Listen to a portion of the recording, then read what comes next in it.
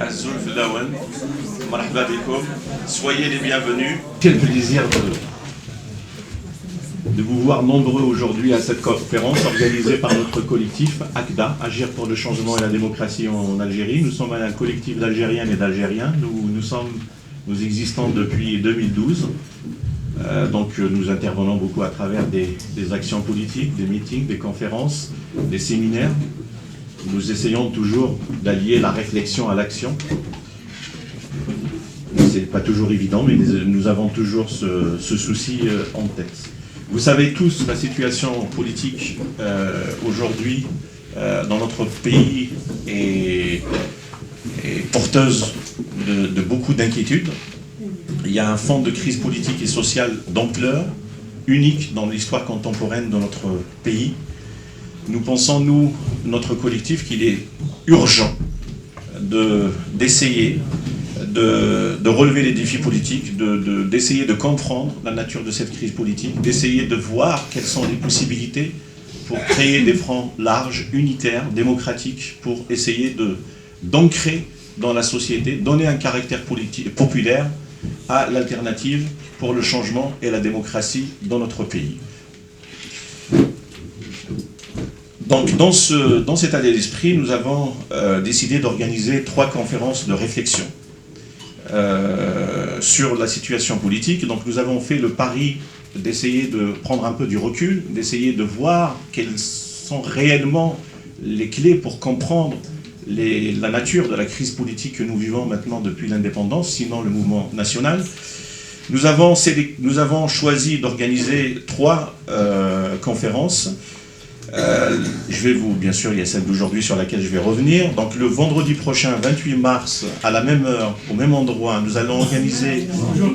le 4 avril, excusez-moi, au même endroit, de 19h à 20h, une conférence animée par l'économiste Ahmed Dahmani sur la thématique sera l'Algérie entre mirage pétrolier et inégalité déstructurante. Essayer de comprendre quelles sont la nature de l'organisation économique de l'État algérien, de la société algérienne, de voir pourquoi un pays qui est riche, qui a une rente pétrolière très importante, produit en même temps des inégalités sociales et un ras-le-bol social incroyable. Donc essayer de comprendre tout ça.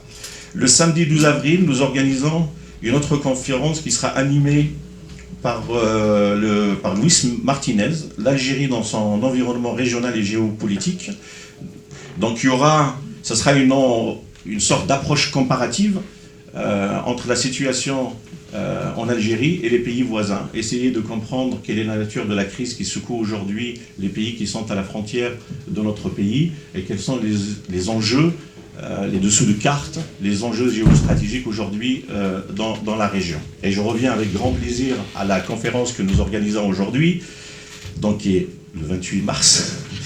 La thématique, donc, c'est la formation du système politique algérien. Elle sera animée donc par notre invité qui n'est pas à présenter, M. Mohamed Harbi. Donc nous avons le plaisir d'avoir un historien de renommée internationale. Et ça lui fait de lui il a une renommée particulière en plus de sa renommée d'historien. Donc il a été un acteur politique de premier plan depuis le mouvement national. Après l'indépendance, il a toujours gardé ce parcours militant que tout le monde lui connaît. Je vais revenir très très vite sur son parcours, donc mais je pense qu'il n'a pas vraiment besoin d'être présenté.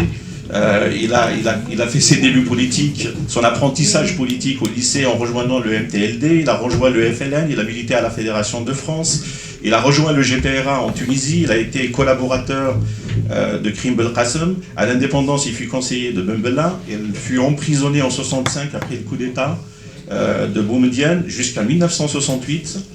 En 1971, il a été mis en résidence surveillée, il a été interdit de séjour dans les grandes villes algériennes, il s'évade en France en 1973, et là il entame une carrière universitaire.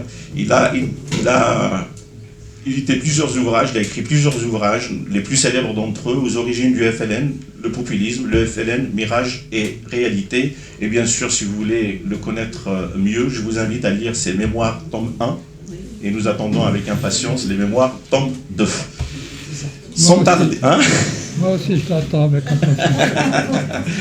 Et sans tarder, je vais donner la parole à notre intervenant, à Mohamed Harbi, donc qui va revenir sur les différents âges du système politique algérien et la succession des différents pouvoirs depuis le mouvement national pendant le système FLN depuis la période de la lutte de libération nationale jusqu'à nos jours. Je vous remercie. Bonsoir, merci de m'avoir invité.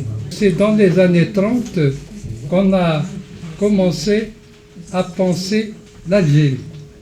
Et il est très intéressant de savoir par qui elle a été pensée et comment elle a été pensée.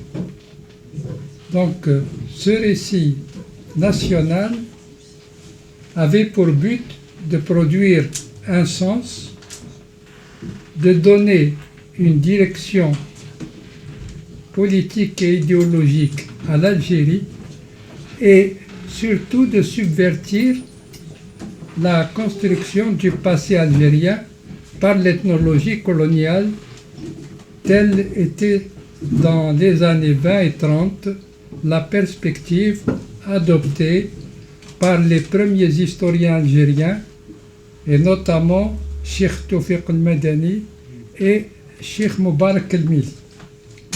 Ce récit national est l'œuvre d'Oulama. Celle-ci s'est constituée en référence à l'expansion de la communauté musulmane à partir de son noyau originel hijazien. Mais l'objet d'étude n'est pas l'Empire jusqu'à présent, jusque dans les années 24, avec l'abolition du califat, la référence, c'était l'Empire. Là, un certain nombre de pays, parmi lesquels l'Égypte en premier lieu, et les Maghrébins, ensuite, vont essayer de penser la nation. Et, si vous voulez, ces religieux vont penser la nation algérienne à partir d'une matrice occidentale qui n'est pas nécessairement adaptée à la sociologie de l'Algérie et à ses populations. Donc, nous avons cette vision de l'Algérie, cette lecture du passé de l'Algérie qui va déterminer les grands axes de l'évolution du mouvement national dans sa version nationaliste. Parce que il y a plusieurs versions du passé algérien. Il y a cette version qui a été incontestablement la première et qui va imprégner le tissu social en profondeur. Pour les oulémas, la communauté politique existe par l'islam. L'islam n'est pas seulement une religion, c'est une identité que, selon Bembedis, la nation-communauté, parce que dans le vocabulaire, il y a une confusion entre la nation Ummah et la communauté aussi. La grande communauté musulmane, Ummah, il y a une confusion. Et cette confusion, on la retrouve dans le mouvement politique. Pour les oulémas, donc, l'islam n'est pas seulement une religion. C'est une identité et qu'on doit préserver au risque de mettre en danger, de mettre en péril l'existence propre des Algériens. Dans une telle perspective, et le point est très important, la nation est perçue non pas comme une communauté de citoyens libres de leurs appartenances culturelles et religieuse, mais comme une communauté d'appartenance dont l'intégration à l'islam constitue l'origine et l'identité. La question de fond, à savoir la renégociation, comment renégocier le lien social que l'irruption du capitalisme colonial avec ses effets dans tous les domaines a bouleversé. Cette question est reléguée à l'arrière-plan. Elle n'est même pas pensée. Et c'est ce qui nous donne cette inflexion de la pensée des ulémas dans le domaine du dogme, dans le domaine des mœurs, et un souci mineur pour les questions sociales. Dans la lutte contre la colonisation, il y a deux catégories qui sont mobilisées. D'abord, la figure de l'Algérien comme sujet victimisé et l'affirmation de sa singularité culturelle. Alors nous avons dans l'ensemble du personnel politique qui a été, si vous voulez, nourri de cette définition, une véritable névrose de la victimisation. Et vous m'excusez, je lis mal, je vois mal, et je suis obligé de m'aider d'une lampe qui ne brasse pas toute la feuille. Donc, si vous voulez, cette névrose de la victimisation va permettre de développer un type de pensée circulaire qui, quelquefois, confine à la xénophobie. La xénophobie algérienne, on la trouve dans la définition même des fondements de la communauté politique. Alors, maintenant, je vais essayer de donner d'une manière tout à fait générale un éclairage social.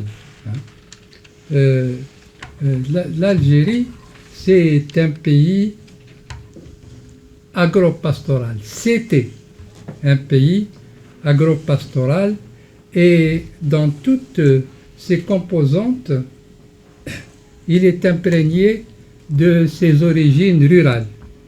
Et il y a eu, depuis les débuts de la colonisation, une réaction romantique à la ville et avec elle une idéalisation des relations sociales anciennes et des mœurs patriarcales. Les genres de vie urbains demeurent extrêmement hétérogènes et d'innombrables contradictions parcourent, qu'elles soient culturelles ou sociales, parcourent la société. Et il y a un facteur qui donne au caractère de la ville un sens particulier, c'est avec la crise des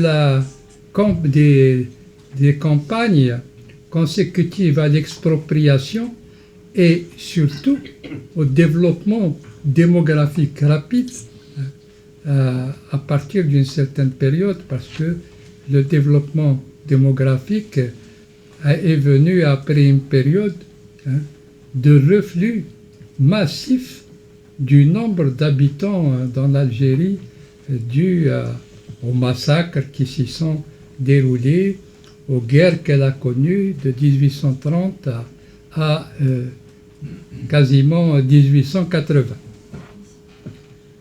Donc cet afflux incessant d'émigrants tend à ruraliser la ville et renforce le rôle des sociétés traditionnelles, alors que les couches privilégiées, les couches supérieures dans les villes, cherchaient à s'aligner sur le modèle urbain cosmopolite qui est le modèle de la ville coloniale.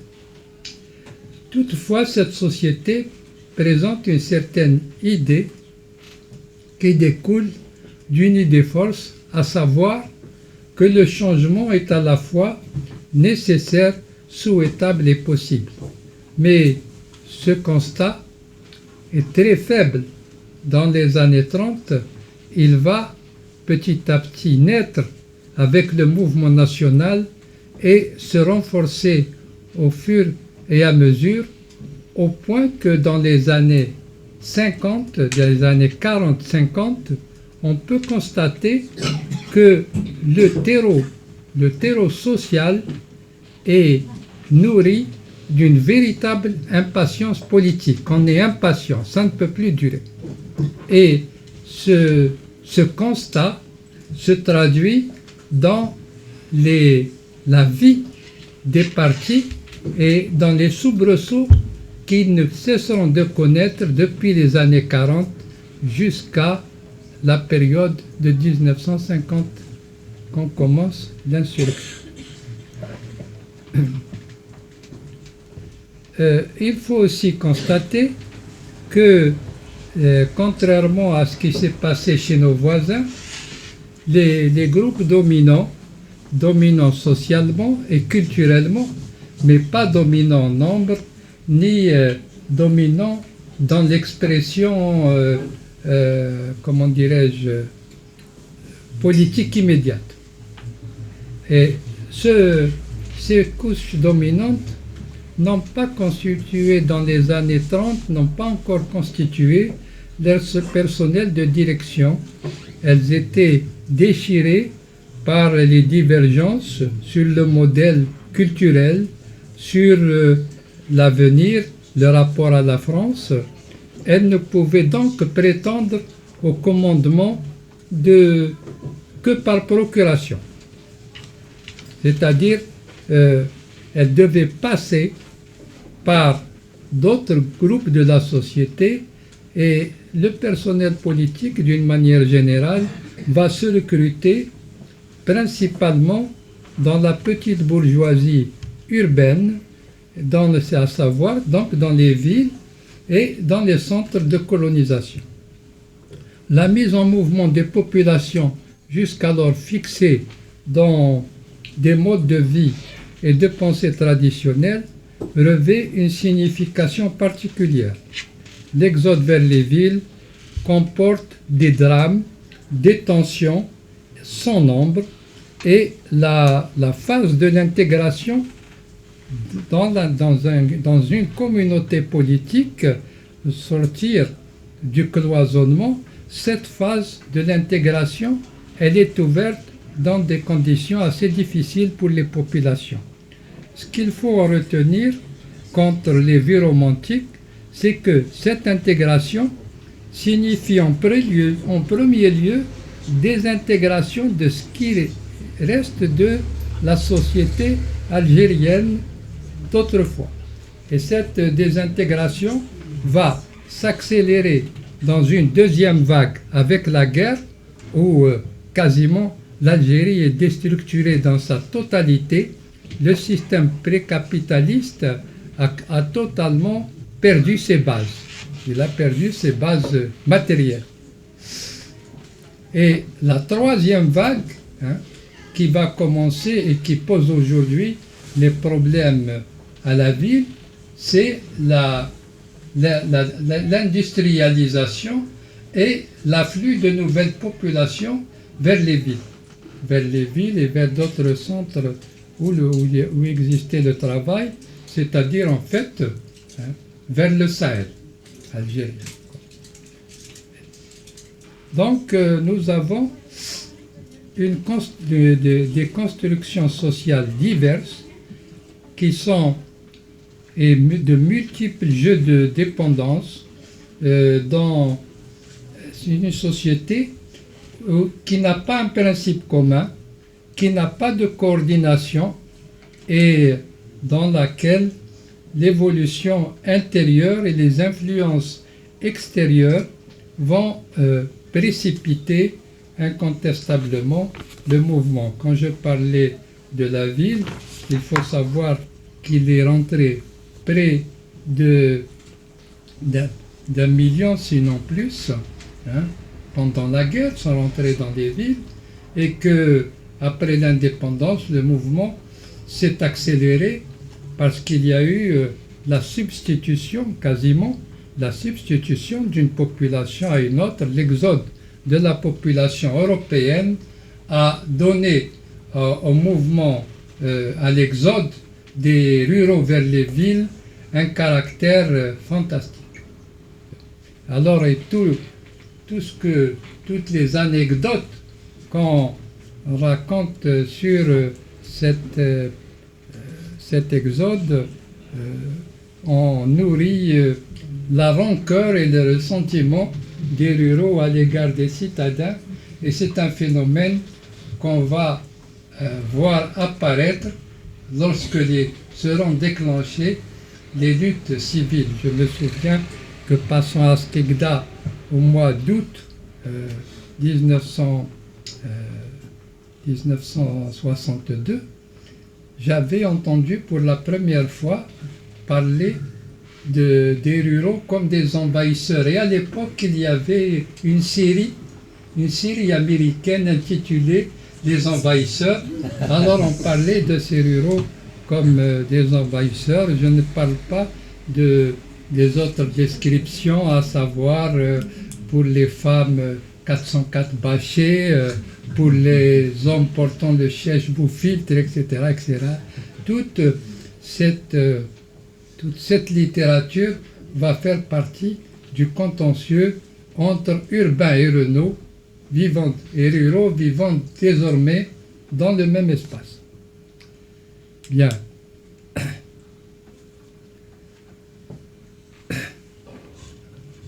Je vais maintenant aborder rapidement la marche vers un contre-État.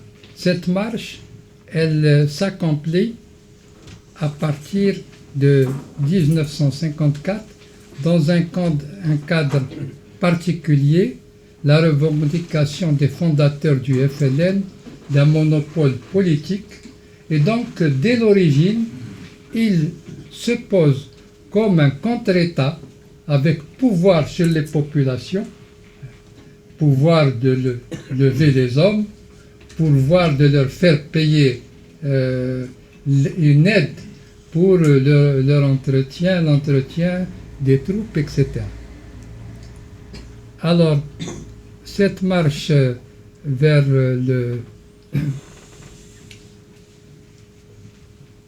doit être comprise, elle est acceptée, pas toujours de bon gré, parce que le nationalisme a fini par imprégner dans une large mesure les populations urbaines. Donc, le nationalisme est une réalité ancrée dans les populations urbaines, dans les populations villageoises aussi, mais très peu dans les populations rurales.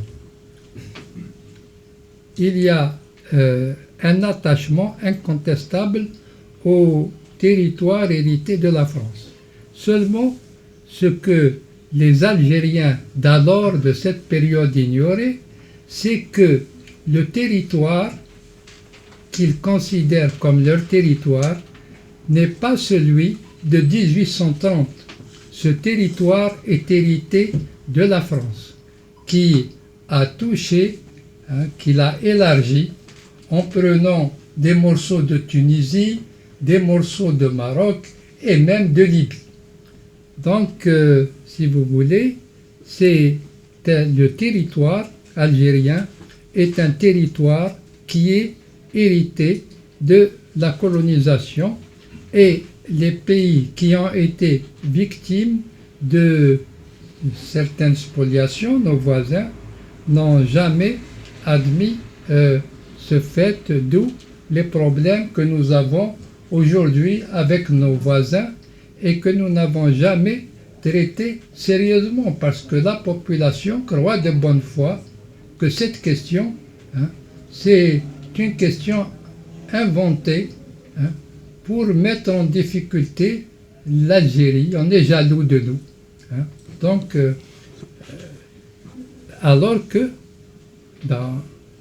chez nos voisins, c'est quelque chose qui est enseigné dans les écoles, qui nourrit la conscience nationaliste et personnellement, je crois que c'est un des problèmes que nous aurons à affronter, que nous affrontons déjà, que nous aurons encore à affronter et je ne lui vois de solution que dans le dépassement des situations nationales et dans une intégration nord-africaine.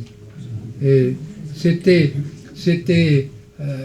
déjà en 1962, lorsque nous avons transféré les pouvoirs du GPRA au nouveau gouvernement, il y avait déjà des dossiers prêts sur cette question, et notamment dans la nécessité de revoir comment entretenir les meilleures relations avec les populations qui nous ont accueillis pendant la guerre et qui étaient des populations frontalières. Donc, la fierté d'être algérien s'appuie sur l'idée d'une résistance continue, traversant les siècles. Il y a en quelque sorte, si vous voulez, une vision messianique du rôle de l'Algérie au Maghreb. Elle existait déjà depuis les années 20. L'étoile nord-africaine, qui s'est réduite à sa portion congrue, elle est devenue algérienne, était censée porteuse d'une révolution, et cette révolution, ce sont les Algériens qui en sont les acteurs principaux. Donc, il y a une vision messianique dans le cadre régional, et ce messianisme va nourrir l'imaginaire de tout un pays, et elle est d'autant plus importante que ce pays est en train de chercher sa stabilité. Le patriotisme est nourri aussi de mythes historiques qui occultent les divisions entre Algériens. On parle beaucoup de nation, mais on ne la pense pas. C'est une société à l'indépendance, elle est une société victorieuse contre ses adversaires, mais elle n'est pas homogène, elle est divisée comme elle l'avait été par une histoire séculaire, division entre Algériens dans la lutte contre la colonisation, division entre les tribus consécutivement à la réorganisation du domaine foncier par la France à partir de 1963, et puis aussi division à cause des familles qui veulent établir un type de rapport privilégié avec la colonisation et qui lui servent plus ou moins de relais vers les Algériens, au point que dans toute une partie du pays, on n'a pas l'impression d'être colonisé seulement par un étranger, on est colonisé par aussi par les Algériens, et on peut dire avec Mbembe, avec le politologue camerounais Mbembe, que la colonisation est une affaire franco-africaine.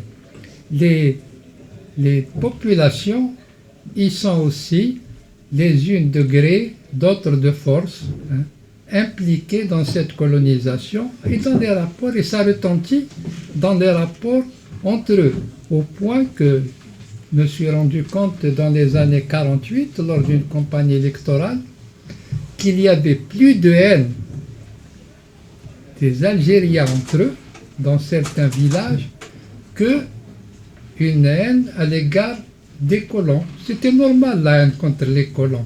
Les autres, c'est des populations qui tournaient le dos à leurs conditions religieuses, principalement.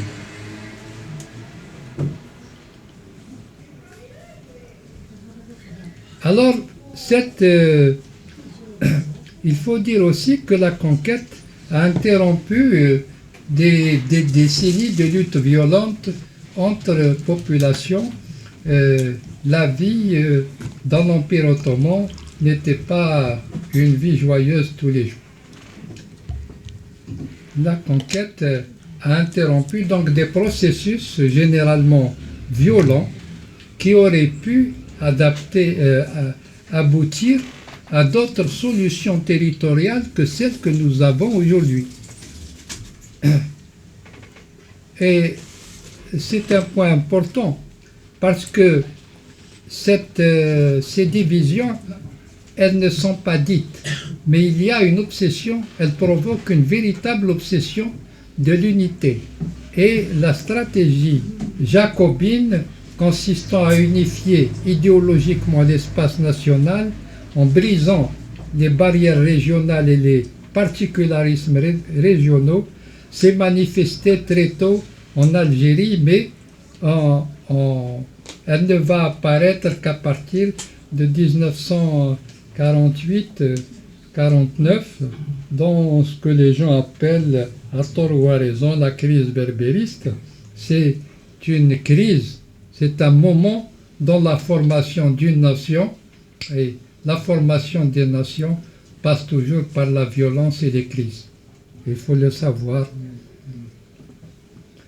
Bon. On n'oubliera pas non plus que la formation de l'armée extérieure s'est faite après de nombreuses crises internes débouchant sur des séditions, sur des répressions fratricides. On se souvient de l'importance des barons régionaux en 1962. La guerre a révélé plusieurs identités mobilisatrices, qu'elles soient confessionnelles, régionales ou autres. Au cours de la guerre, le champ régional s'est constitué à partir de régions administratives. Quand on parle de régionalisme en Algérie aujourd'hui, ce n'est pas un régionalisme naturel. Les wilayas ont été constitués à partir des régions administratives françaises. Elles n'ont pas de cohérence dans leur particularisme. Donc c'est essentiellement des régions administratives. Seulement ces régions administratives ont été réaménagées selon les rapports de force entre les groupes militaires qui constituaient le FLN en 1956. Et on ne le dit pas ou on a peur de le dire, ça a été réaménagé sur une base linguistique. Les zones kabylophones, les zones chaouia et les zones arabophones. Donc, et évidemment, ça s'est réaménagé, si vous voulez, silencieusement entre des dirigeants, et il en est résulté chez les uns et chez les autres des blessures qui reviennent périodiquement à la surface, en ce sens que la mémoire des combattants les relaye et les transmet à des générations nouvelles qui n'avaient rien à voir avec ces problèmes. Et il est bon aussi, lorsqu'on parle de refondation nationale, de prendre en charge ces problèmes, qui sont des problèmes très importants pour garder la cohésion, pour garder, c'est trop dire, pour créer une cohésion des habitants du pays. Et cette cohésion, elle est mise à mal d'abord par les crimes contre la mémoire, mais également par le présent. Le présent avec ses difficultés, au fur et à mesure que l'autorité de l'État s'affaiblit, les forces centrifuges recommencent à, si vous voulez, à agir, et elles agissent avec la mémoire qu'on leur a transmise. Et c'est pour cette raison que je parle de crimes contre la mémoire. Nous aurions sûrement géré autrement la cohésion nationale si tout ce qui s'est passé pendant la guerre et avant était transmis aux nouvelles générations et surtout si les gouvernants les prenaient en considération au lieu de passer leur temps à jouer les autruches en enfonçant sa tête dans le sable. Et quand on enfonce la tête dans le sable, on ne voit plus les problèmes. Voilà. Alors je vais aborder un autre point. Et c'est qu'au cours de la guerre, les nécessités de l'approvisionnement en armes ont poussé les Algériens à quitter leur pays et à se rendre surtout en Tunisie, au Maroc et en Libye. Et alors, ça a provoqué aussi un autre contentieux entre régions algériennes, parce que ces régions s'ignoraient. Dans les grands pays où on parle de la nation, le brassage s'est fait par l'expansion économique et par le rapport au travail et l'aménagement de l'espace. Chez nous, ça se fait idéologiquement et pas sur des bases matérielles qui puissent ancrer des réalités, créer de nouvelles réalités. Ça se fait essentiellement par l'idéologie. Et elle se rencontre à un moment où il faut partager des ressources. Partager des ressources en armes, partager des ressources en finances, etc. Et donc là aussi, il y a des animosités qui se sont créées, particulièrement entre la Kabylie, puisque Krim était le grand patron de l'armée, et que tout ce qui se passait, lui était, comment dirais-je, était considéré comme de son fait. Le bon n'en parle pas généralement, mais le mauvais, c'est de son fait. Et il y a aussi le fait qu'il y avait des régions déficientes dans leur capacité militaire et qui ont eu recours aussi à la Kabylie. C'est le cas d'une partie des Aurès, c'est le cas d'une partie des régions du Sud. Et là aussi, il s'est créé des contentieux qu'il ne faut pas garder dans un trou, qu'il faut faire venir à la surface et il faut en parler. Comme il faut parler aussi pour refonder ce pays, il faut parler de ce qui s'est passé entre le FLN et le MNA. Le MNA, originellement, n'était pas ce mouvement contre-révolutionnaire qu'on nous présente.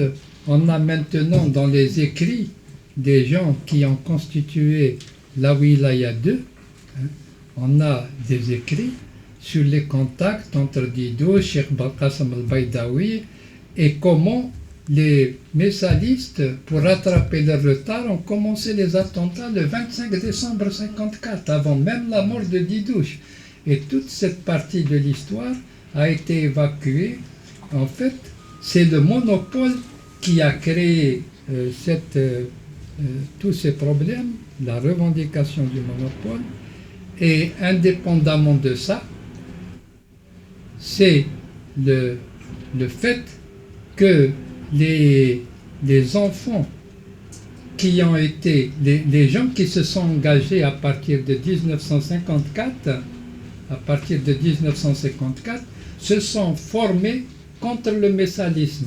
Le messalisme, c'était pour eux l'ennemi au même titre que la France et que d'autres. Donc, on a beaucoup de problèmes de ce côté-là. Bien. Vous m'excusez une seconde, il faut que je retrouve l'endroit où je me suis arrêté.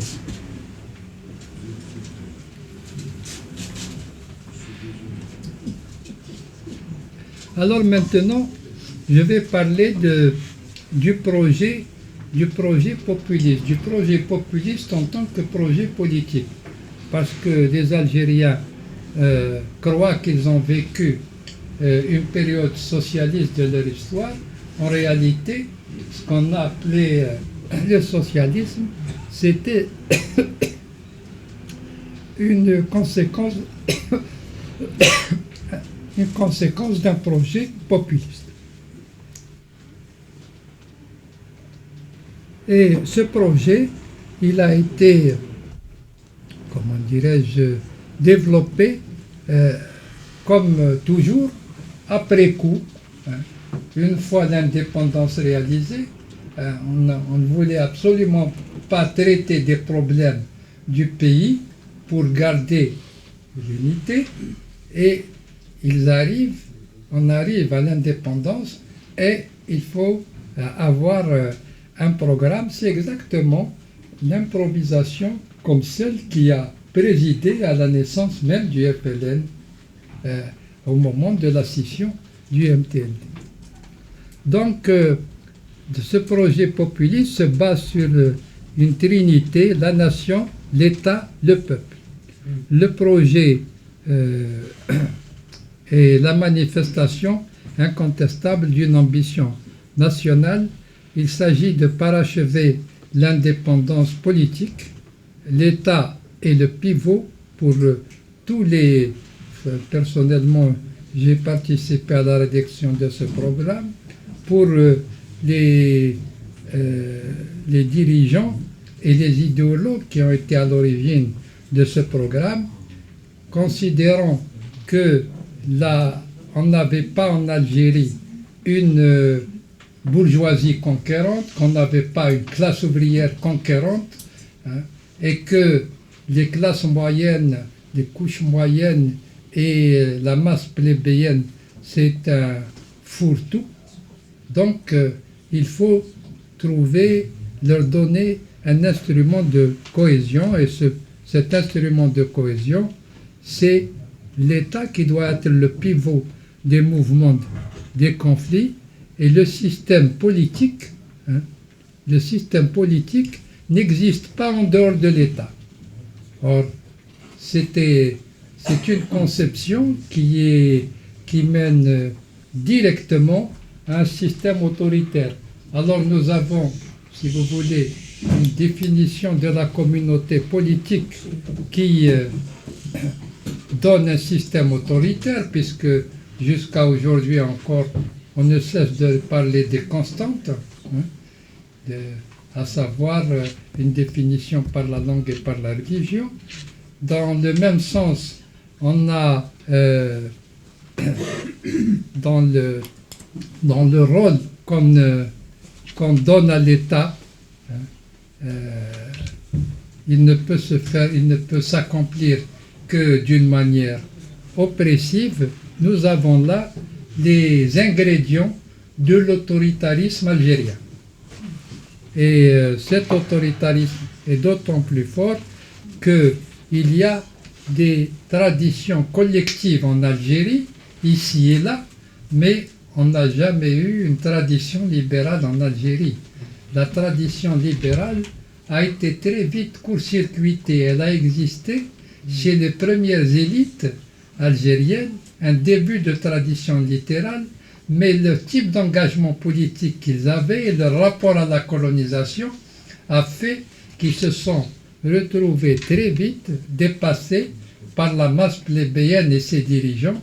Et donc, le libéralisme en Algérie, c'est une grande illusion.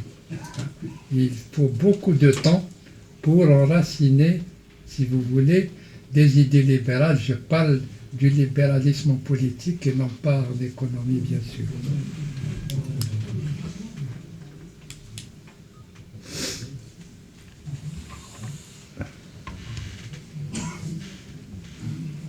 Alors, en quoi consiste le socialisme algérien? D'ailleurs, quand je dis socialisme algérien, j'exagère, parce que c'est le type de socialisme qui existe dans tous les pays du tiers-monde.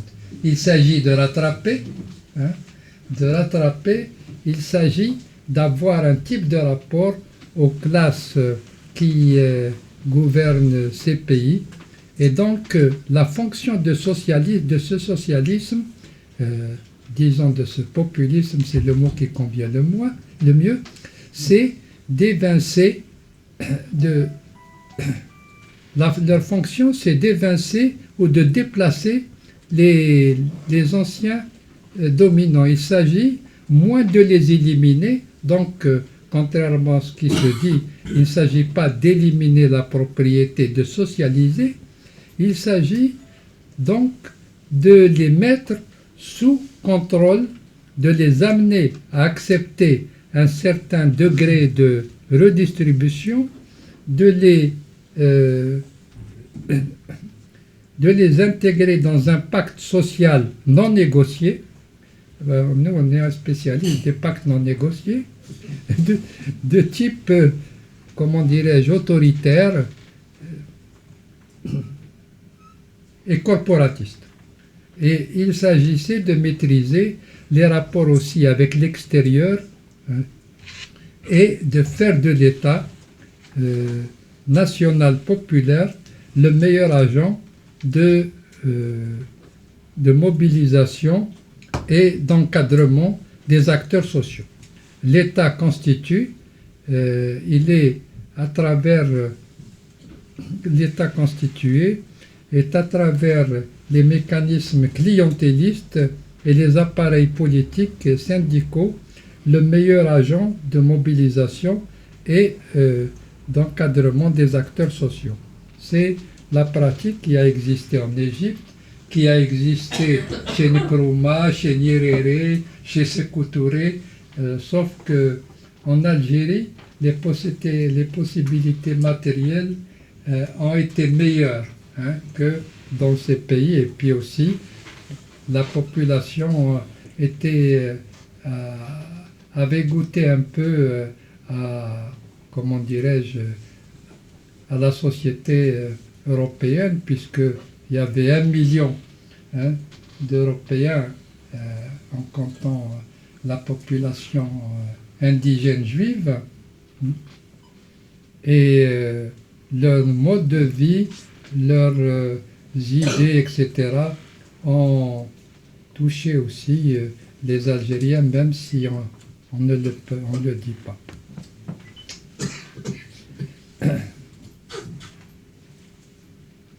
Ce projet populiste a connu pas mal d'avatars. Il est contrarié par la nature du rassemblement tel qu'il est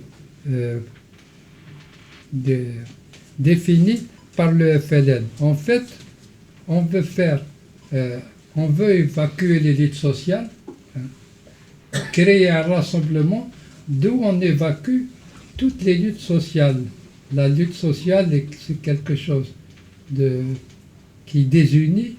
On l'interdit en réalité, hein, dans une société bien pensée, c'est un élément de régulation aussi. Là, non, c'est pensé comme élément de division des populations. D'ailleurs, si vous écoutez la radio algérienne, hein, chaque grève, etc., on parle de fitna. Hein. C'est le vieux vocabulaire de la division caractéristique de l'esprit islamique qui est reconduit pour désigner des phénomènes tout à fait nouveaux.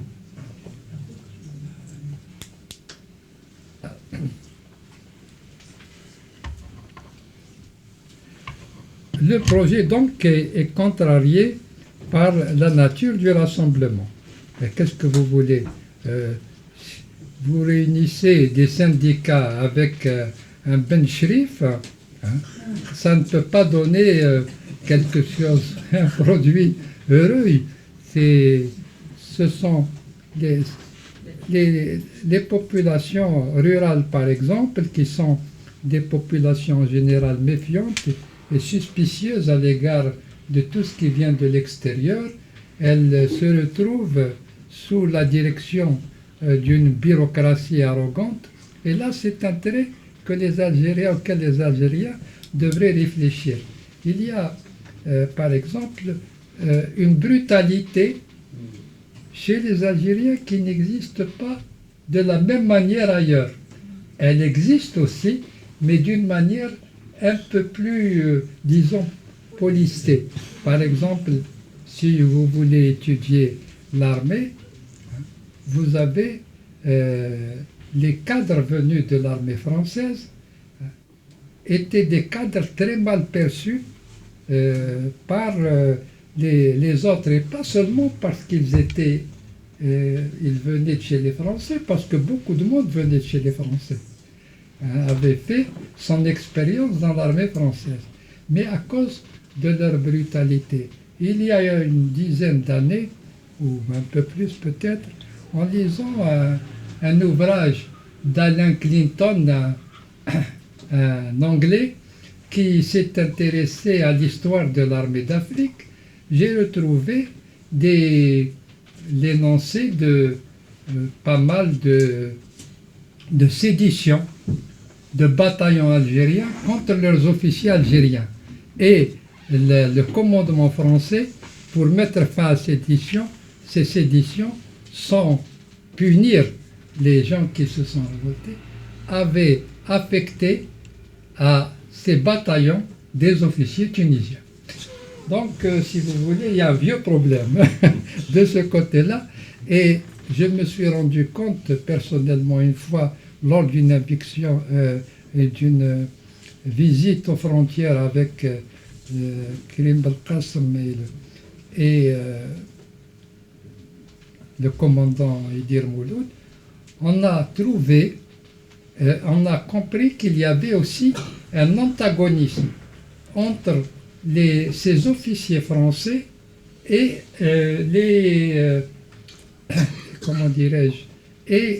troupes, parce qu'une partie de ces troupes avait fait l'Indochine avec ces officiers français. Ils avaient des règlements de compte qui n'avaient rien à voir avec la révolution algérienne.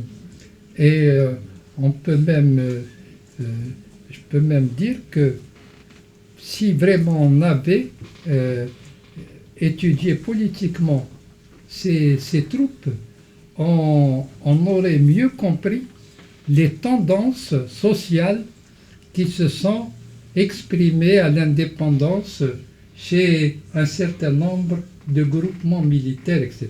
Parce que au moment de l'indépendance, il y a eu pas mal de révoltes, ici et là, révoltes contre lorsque les officiers ont perçu leur traitement alors que les troupes n'avaient rien eu, révolte sur la hiérarchie des salaires, la hiérarchisation des salaires, etc., etc. Et il y en a eu pas mal qui ont été résolus, quelquefois par des négociations et quelquefois d'une manière plus brutale. Bien. Donc, je m'éloigne un peu de mon sujet, mais ce n'est qu'en apparence, parce qu'il me semble qu'il est intéressant de donner des éléments qui conditionnent des situations politiques, des relations humaines, et qui finissent par, si vous voulez,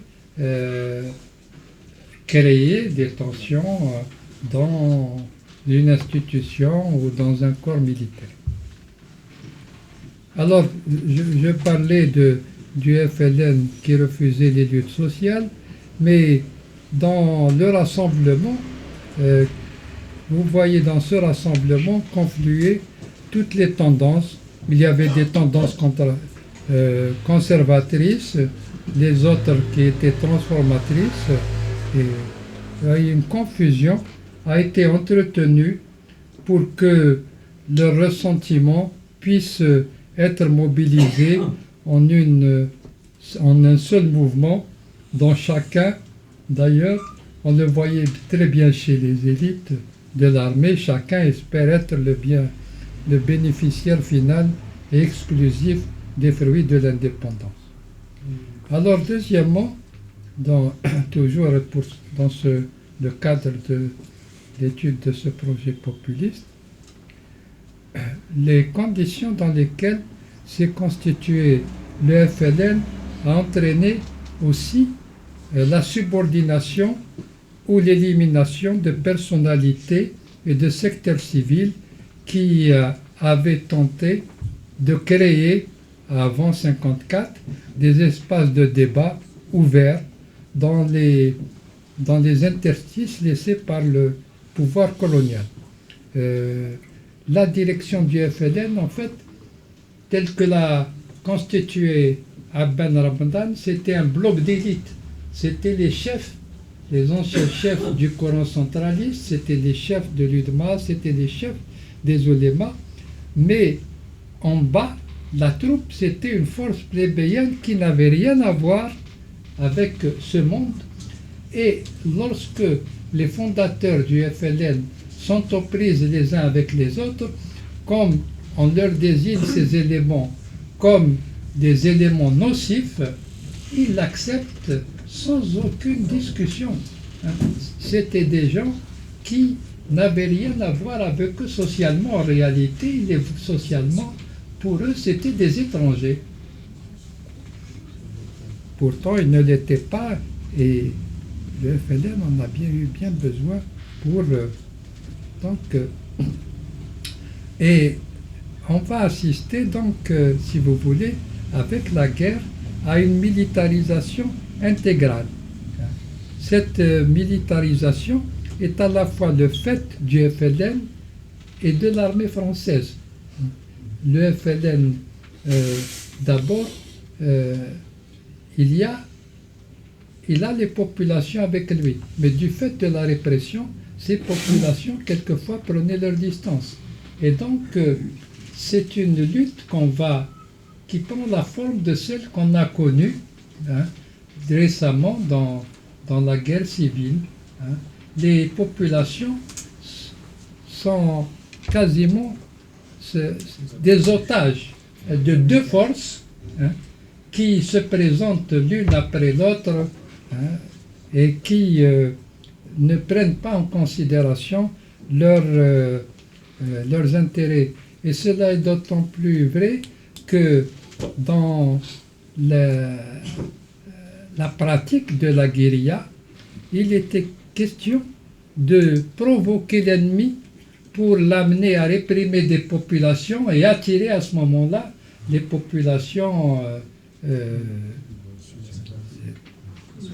vers lui.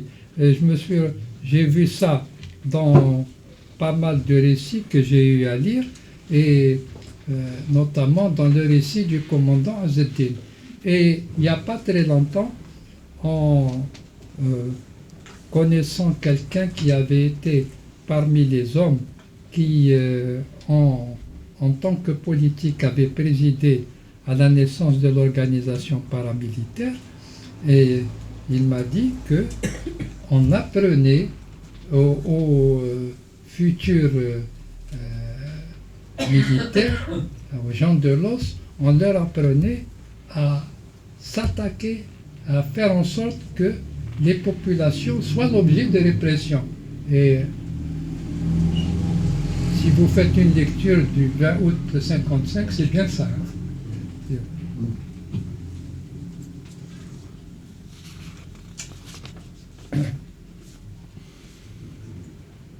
Alors, est-ce que j'ai...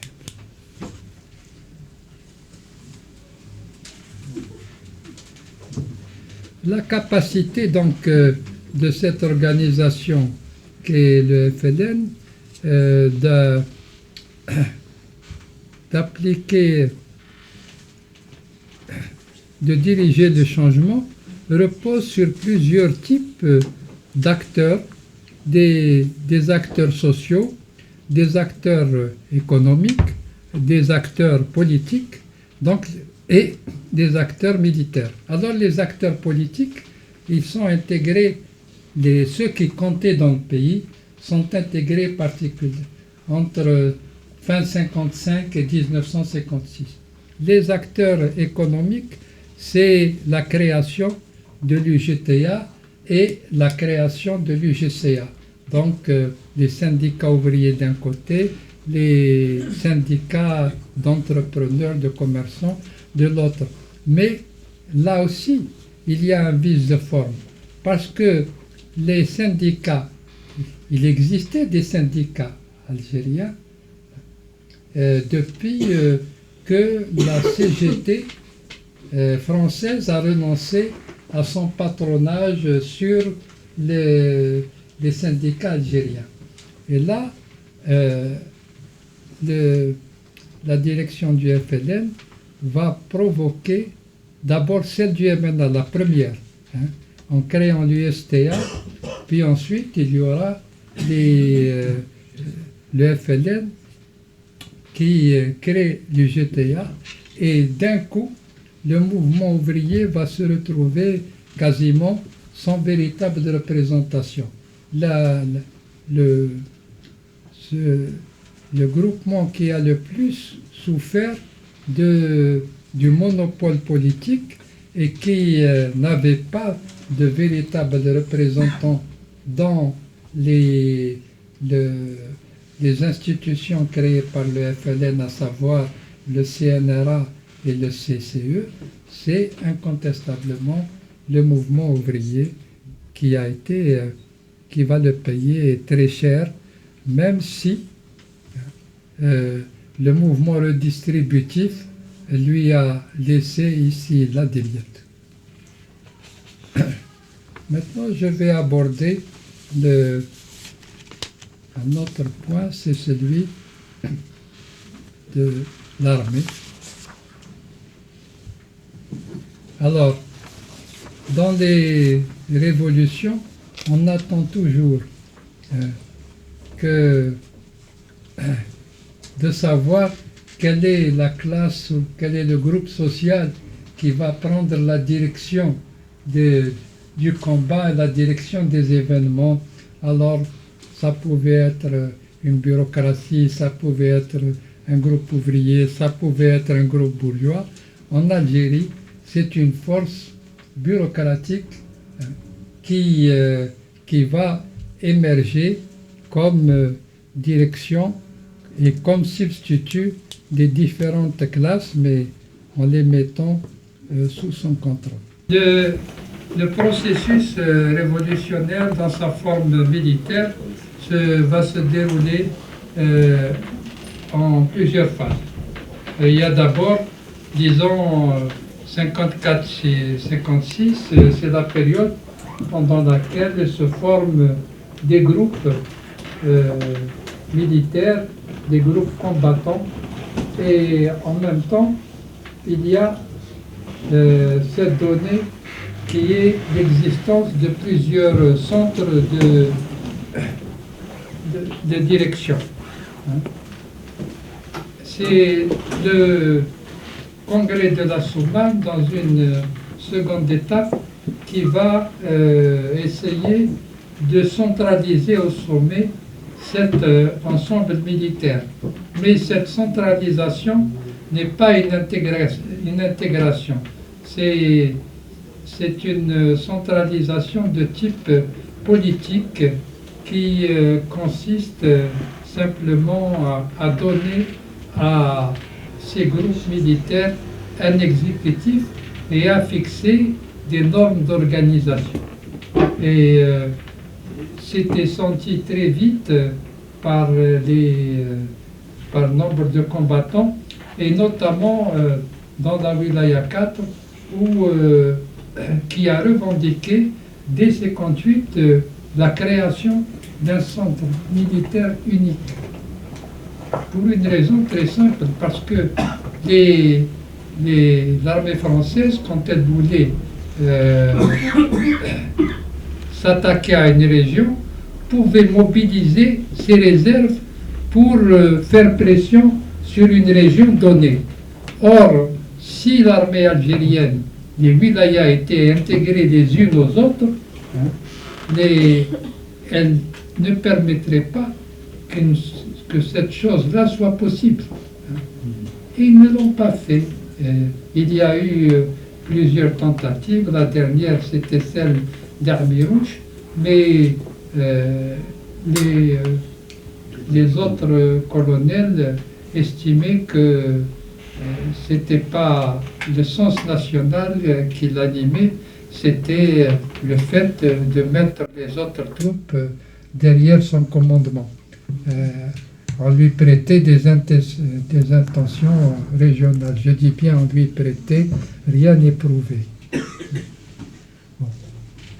La Soumam a été quand même un tournant dans la mesure où elle a créé une direction parce que ce mouvement est parti sans véritable direction. On a parlé lors de la crise de 1956 de contrat moral. Qu'est-ce que c'est qu'un contrat moral, hein? Dans ces conditions, entre des militaires, nous sommes les dirigeants de la révolution, ça ne fait pas sérieux. Et ce qui est important, c'est que en fait, il y a eu toujours la révolution nationale a eu toujours une direction polycentrique. Elle avait un caractère polycentrique et itinérant. D'abord à Alger, mais à partir du moment où le CCE s'est engagé dans une bataille qu'il a perdue, disons le mot, il a perdu cette bataille, donc ils ont été obligés de se réfugier à l'extérieur. Et ils sont allés d'abord au Caire. Et au Caire, c'est au Caire que se sont rassemblés pour la première fois tous les militaires, y compris ceux qui n'ont pas participé, qui n'étaient pas des membres en titre au CNRA. Ils ont été convoqués, c'est le cas de Boumedienne, du colonel Amar Abou Glaz, et d'un certain nombre d'autres. Ils ont été convoqués à l'IKFI, etc. Ils n'étaient pas membres du CNRA, ils ont été convoqués par les principaux chefs militaires, à savoir Karim Bentobel, Boussouf et Mahmoud Cherif, pour changer, si vous voulez, l'équipe dirigeante et pour se répartir à nouveau les tâches entre eux. Ils étaient 4, mais en fait, ils étaient 3. C'est Karim Bentobel et Boussouf, parce que Mahmoud Cherif n'avait aucune autorité sur la Wilaya 1, et son autorité sur les Nemencha s'exerçait par procuration. C'était en fait le véritable chef des Nemencha, ce n'était pas Mahmoud Cherif, c'était le commandant Salah Ben Ali. Donc, c'est là que naît au CNRA de 57 un collège militaire qui reconnaît Karim Bentobel et Boussouf comme leur chef. Et donc, on a à ce moment-là une direction à 2 étages. Il y a un CCE qui est censé être le dirigeant, mais en réalité, les affaires militaires lui échappaient totalement. Et dans chacun de ces 3 chefs militaires avait son fief, Bentobel, le nord constantinois, Karim, la Kabylie et en partie la 4, et Boussouf, la 5. Boussouf était le seul qui était en dehors totalement de sa région. Il était du Constantinois, il commandait l'Oranie. Et c'est aussi le seul chef qu'on peut dire national, parce que toutes ces équipes venaient des autres wilayas. Elles ne venaient pas de la wilaya 5. Il avait un statut particulier.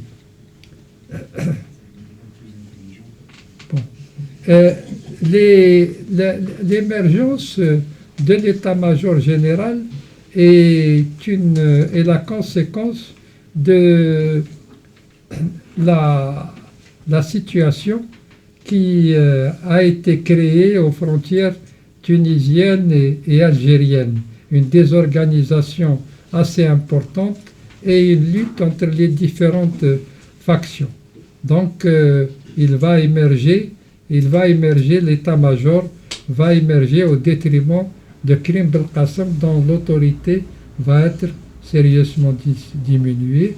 Il demeure quand même le numéro 1, puisqu'il a le ministère des Affaires étrangères, et plus tard, il sera le chef de la délégation aux négociations d'Évian. Mais sa base humaine a sérieusement rétréci et son poids est équivalent à celui des deux autres.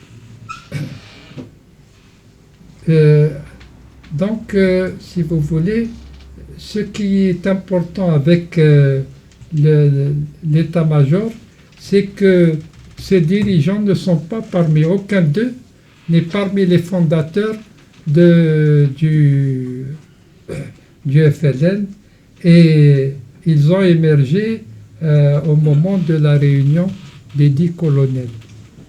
Ce qu'il est intéressant de savoir, c'est que lorsque ils ont essayé de résoudre la crise qui les opposait les uns aux autres, une crise, ils ont réuni le GPRA, et pour en sortir, ils ont décidé de laisser, comme ils ne s'entendaient pas entre eux, de laisser les chefs militaires trancher la question, trancher les questions de la révolution. Et c'est là que Abbas a joué un certain rôle. Il a envoyé un texte disant au colonel qu'il c'était à eux de résoudre la crise. Et à la première réunion des 10 colonels, il y a des gens comme Lotfi et Boumediene qui ont dit au chef tout-puissant, c'est-à-dire à Karim Bentobel et Boussouf, vous ne devez pas être ici. C'est ou bien le GPRA, ou bien nous seuls. Et c'est moralement, si vous voulez, c'était déjà, à travers cette manifestation, l'émergence d'une alternative au triumvirat Karim Bentobel Boussouf. Et les questions vont, ce qui va animer essentiellement l'état-major, c'est d'abord, si vous voulez, le fait d'exercer ses pouvoirs, et il pensait unifier à son profit la laine. Or, les triumvirs ont gardé sous leur autorité les wilayas, qui étaient la source de leur pouvoir. C'était donc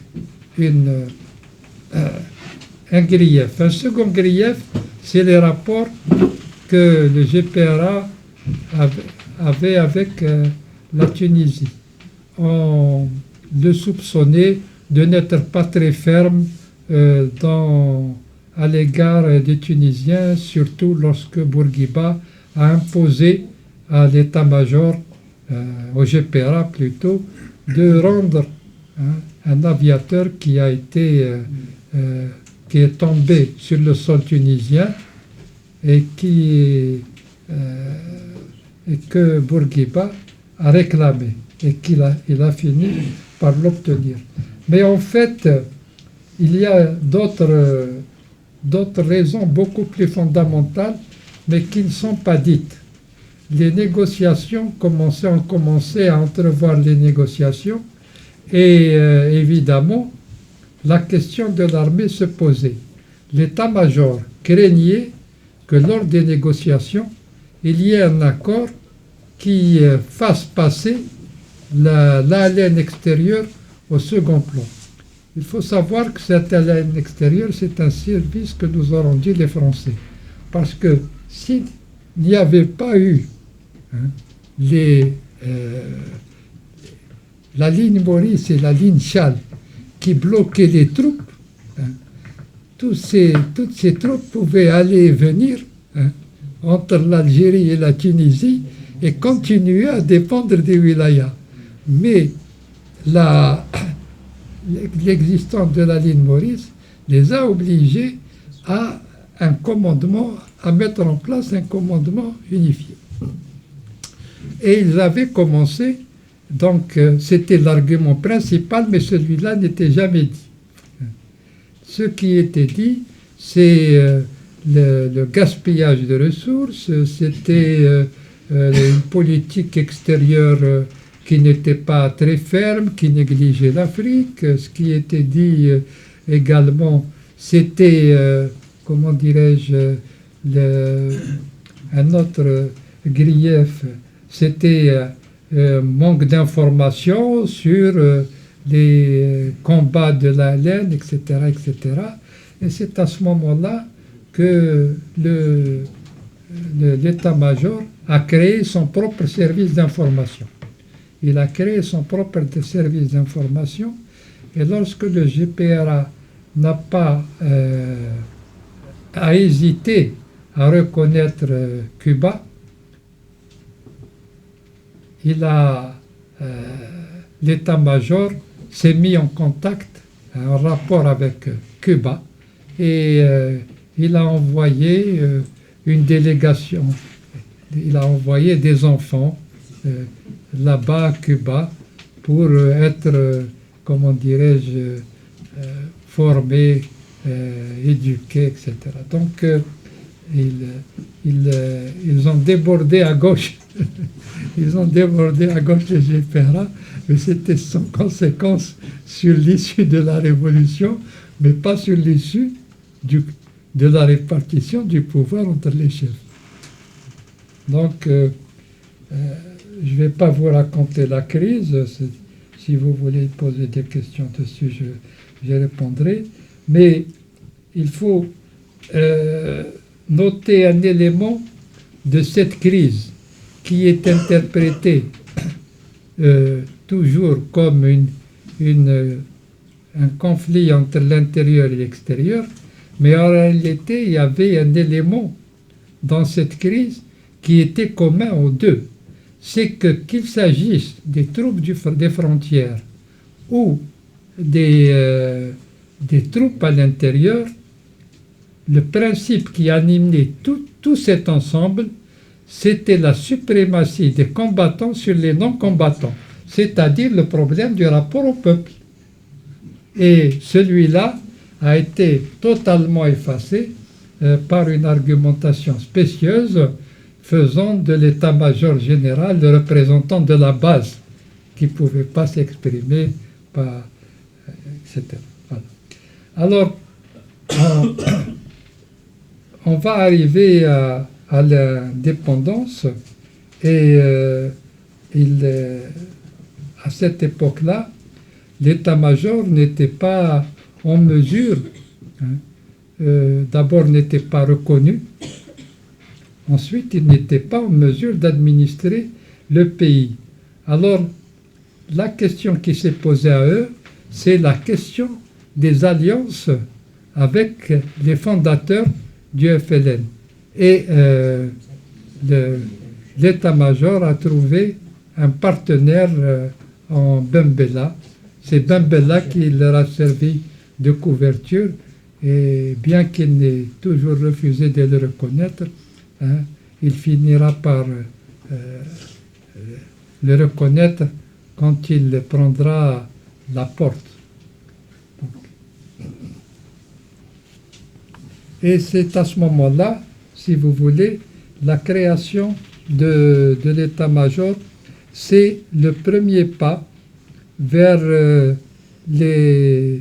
l'hégémonie du corps militaire sur la révolution. Le deuxième pas, c'est l'alliance avec Bembella. Et le troisième pas, c'est le coup d'État du 19 juin 1965. Et c'est à partir de là, en fait, que l'unification de l'armée va prendre une tournure plus accélérée, puisque les grandes crises vont intervenir après les crises avec les militaires, crise d'abord de l'état-major avec les forces de la résistance intérieure, puis crise avec un certain nombre, le commandant du Nord constantinois, l'Arbe Barjan, qui s'efface au profit de l'état-major, puis ensuite crise avec le colonel Chabani qui commandait la 6 et qui a été rapidement mis au pas et il y a laissé sa vie. Donc l'unification va se faire quasiment lors du conflit entre le colonel Zbiri et le colonel Boumediene. Et c'est à ce moment-là que, si vous voulez, vont apparaître plus clairement les bases du régime algérien, c'est-à-dire des bases militaires. L'hégémonie militaire est acquise à partir de 1967. Et on peut dire qu'il y a deux caractéristiques valables pour l'ensemble du système. Il y a d'abord l'importance des relations personnelles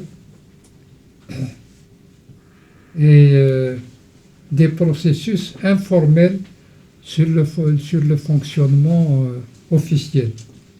Et en troisième lieu, l'activation de réseaux en toile d'araignée qui partent de la famille élargie et au clan et touchent à un certain nombre d'appareils. Il faut savoir que de 1954 à 1962, toutes les crises ont opposé les militaires les uns aux autres. C'est l'unification de l'armée sous la direction de Boumediene a également opposé les militaires les uns aux autres. L'affaire Chabani, c'était simplement quelqu'un qui ne voulait pas céder le commandement de la région à un officier nommé par Boumediene. Et on peut dire aussi que c'est à travers les jeux entre les militaires qu'un aspect patrimonial va apparaître dans la vie politique. Par exemple, aux frontières, tous les chefs, tous les principaux chefs avaient dans leur entourage un membre de la famille qui était quasiment celui qui communiquait avec les autres, c'est lui qui était le médiateur au profit de son chef. C'est une caractéristique qui n'apparaissait pas très clairement, mais qui était dominante dans l'encadrement des troupes qui venaient des Aurès, des Nemencha, etc. On va voir encore d'autres caractéristiques apparaître, mais beaucoup plus tard, c'est le caractère policier. Le caractère policier va apparaître essentiellement en 1965. À ce moment-là, la sécurité militaire devient la police suprême dans le système politique. Mais ses pouvoirs dépendent toujours d'un chef. Lorsque Chedli arrive, il va essayer de casser le pouvoir de cet organisme.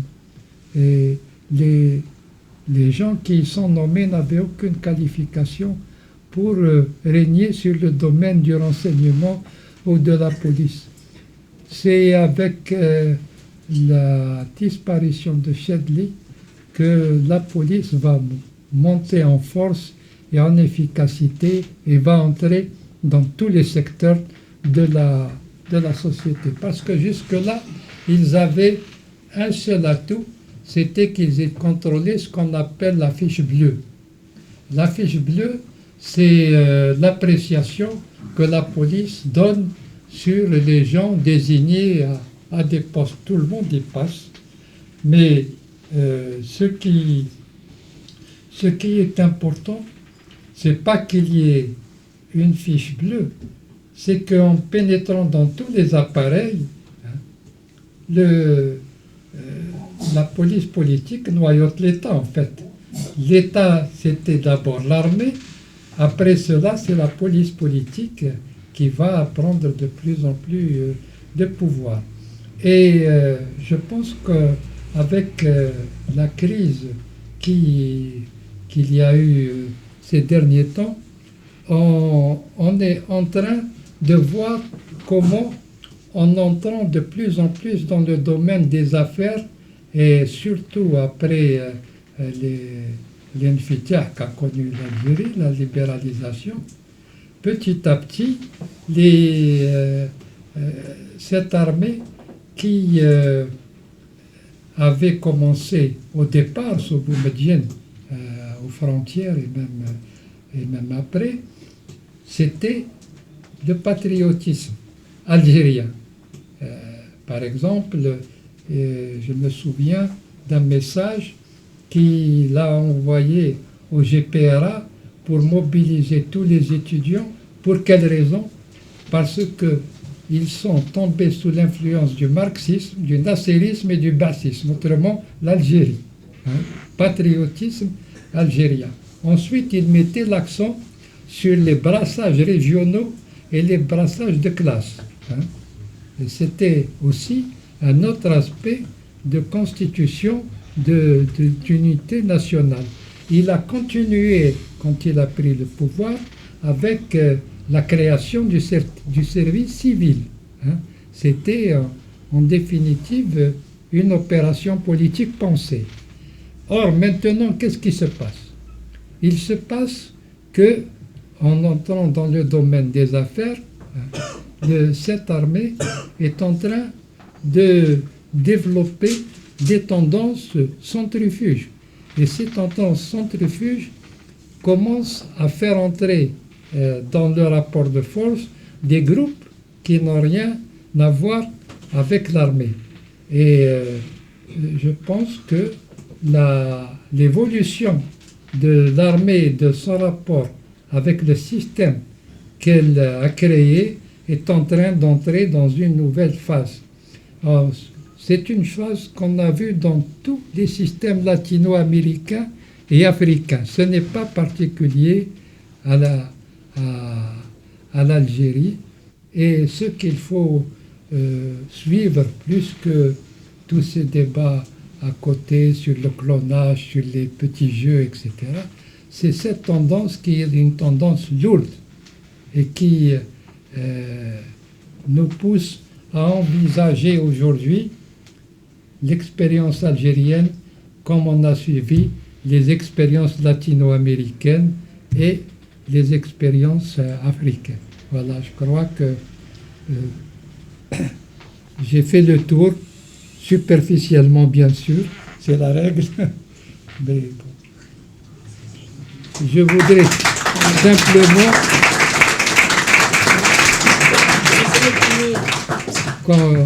conclure en disant qu'il ne faut pas se laisser omnibuler par les luttes qui se passent aujourd'hui, et